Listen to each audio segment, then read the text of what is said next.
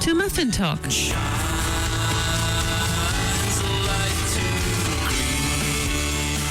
Kia ora and welcome to Muffin Talk.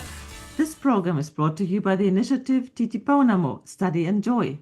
My guest today is Dr. Amy Jill Levine. She is Rabbi Stanley M. Kessler's Distinguished Professor of New Testament and Jewish Studies at Harvard University, International University for Religion and Peace. She's also University Professor Emerita of New Testament and Jewish Studies at Vanderbilt University. She is also the incoming president of the Catholic Biblical Association of America. Thank you for joining us, Dr. Amy Jill.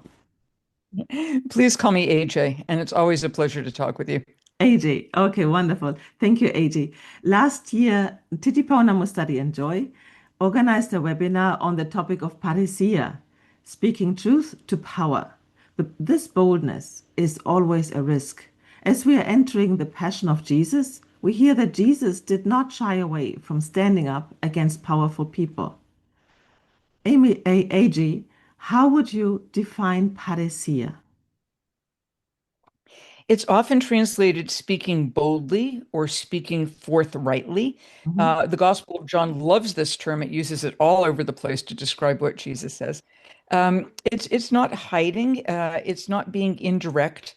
It's saying sometimes people need to hear something, even though what you have to say might be difficult to receive. People might react against it. But sometimes you need to speak out. And it's the opposite in the sense of remaining silent. I think too often people just sort of sit by and say, oh, let somebody else take care of it. Or, yeah, that struck me as not a good thing, but maybe I'm overreacting. To speak boldly, to speak with Parrhēsia, is to recognize that something needs to be said. And if we don't say it, then bad things will continue. And we had, in contrast, Peter then saying when he was in a difficult situation, he didn't want to say the truth. That's quite a contrast. Exactly, because people are fearful, and I understand that. When Peter is warming himself by the charcoal fire in Matthew, Mark, and Luke, when Jesus is being interrogated by the Sanhedrin, and people say, hey, aren't you one of those guys? You have an accent, right? You sound like one of those Galileans. Didn't I see you with him? And Peter goes out of his way to deny. So this is the opposite of speaking boldly. This is speaking through cowardice. This is not speaking truth, but speaking lies. It's not speaking to protect others. It's speaking to protect oneself.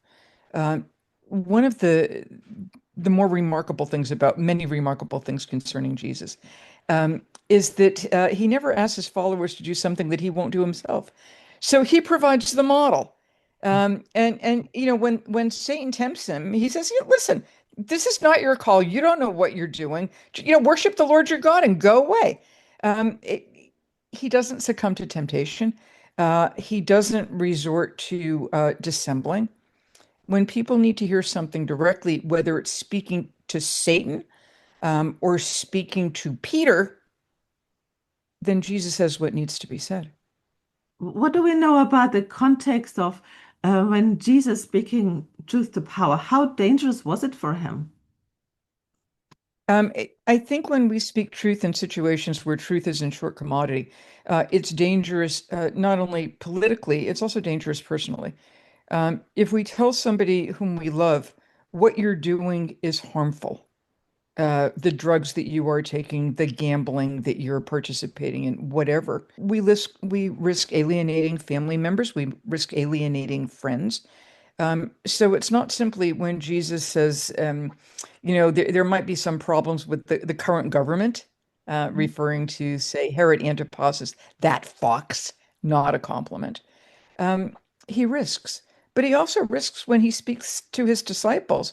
Like, are you also without understanding, he says to them, and more than once. Mm-hmm. When Peter's just such a really good example. When Jesus explains at what becomes the beginning of the Passion story, and I'm now in Mark 8, you know, the Son of Man has to be given over and he's going to be crucified. And Peter says, like, no way, that can't possibly happen.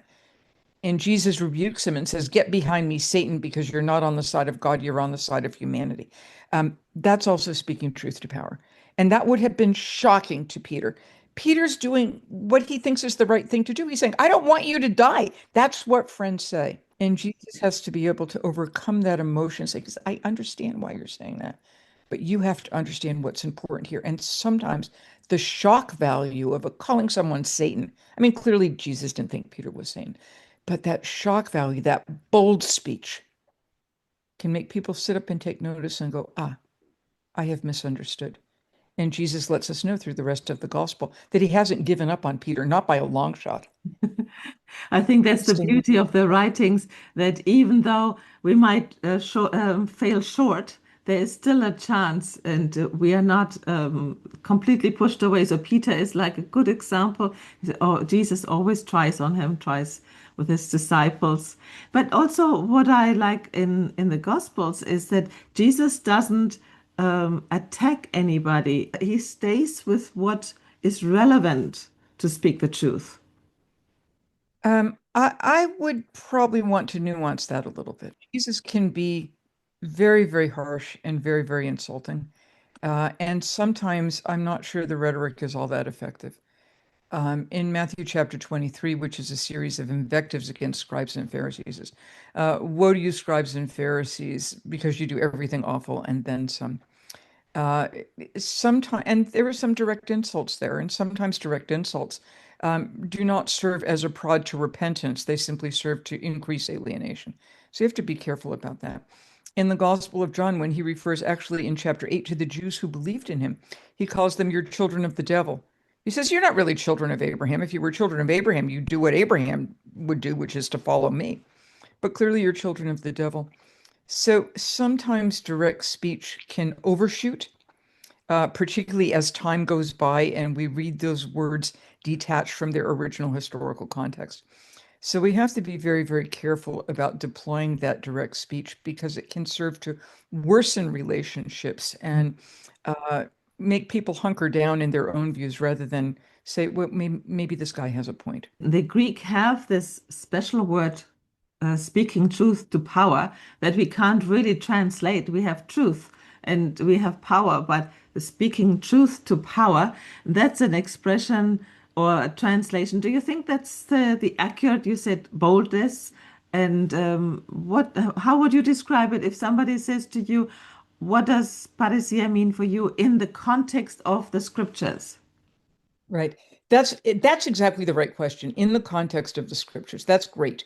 And then we have to go helpfully verse by verse to see where the term appears. Again, most notably in the Gospel of John, also in the book of Acts, and try to figure out how it is being used.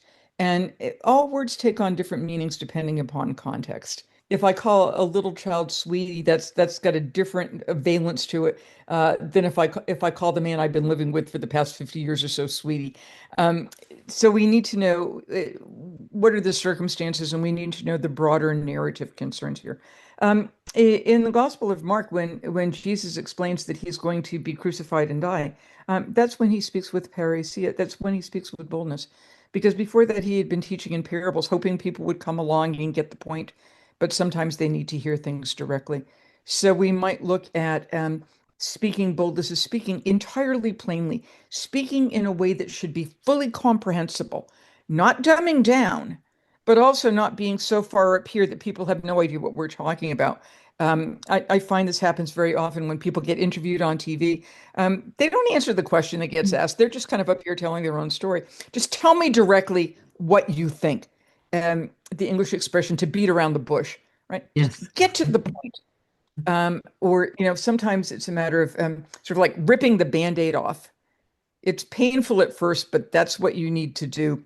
And that's how you can attend to the wound that's there or deal with the scar. So it all depends upon the circumstances under which it's used and to whom it is addressed.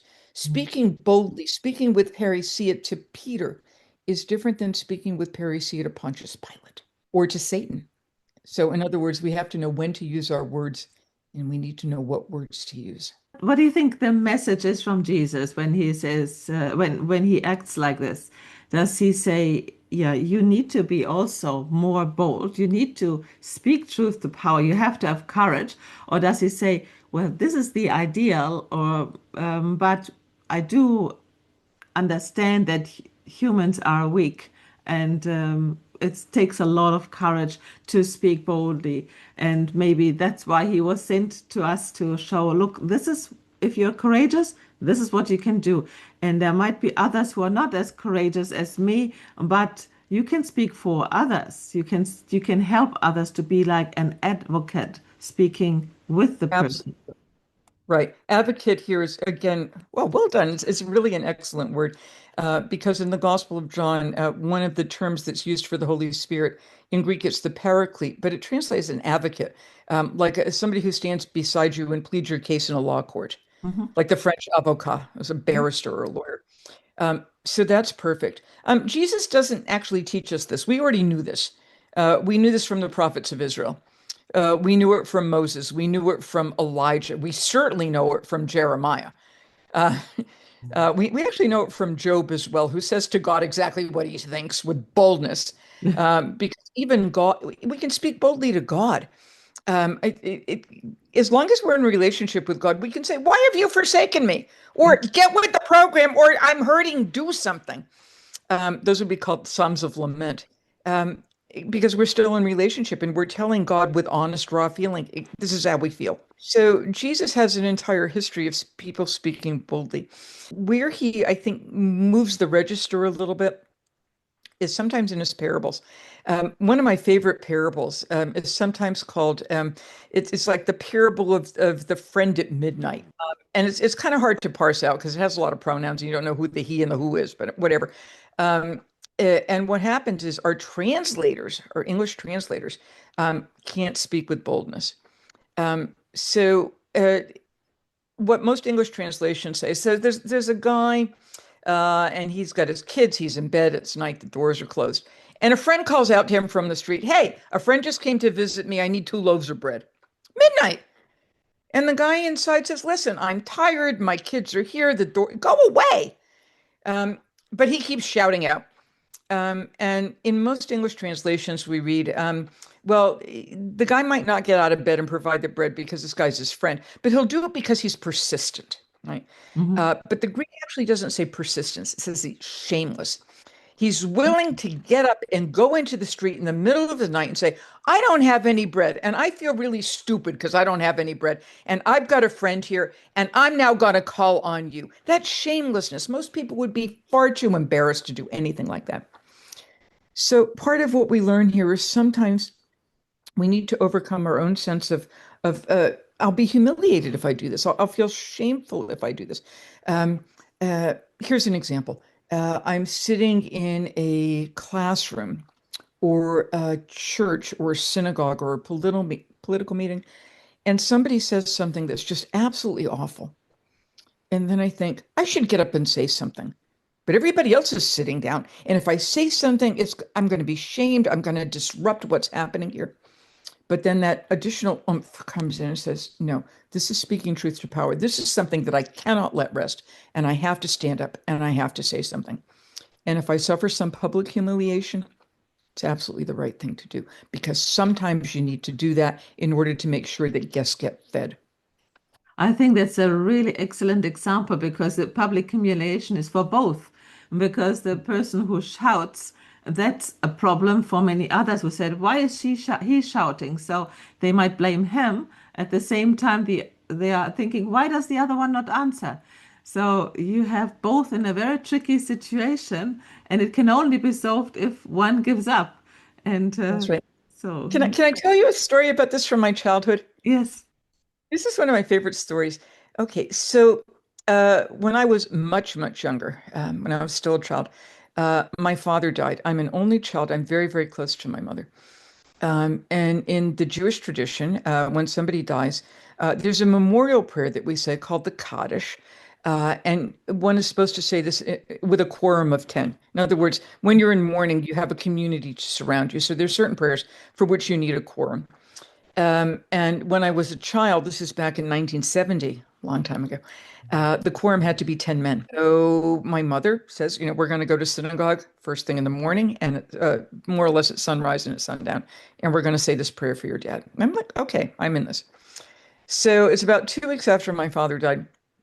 And we're in the synagogue and it's early in the morning. And there were like 14 women there and say 8 men, and we're waiting for the other 2 men to show up.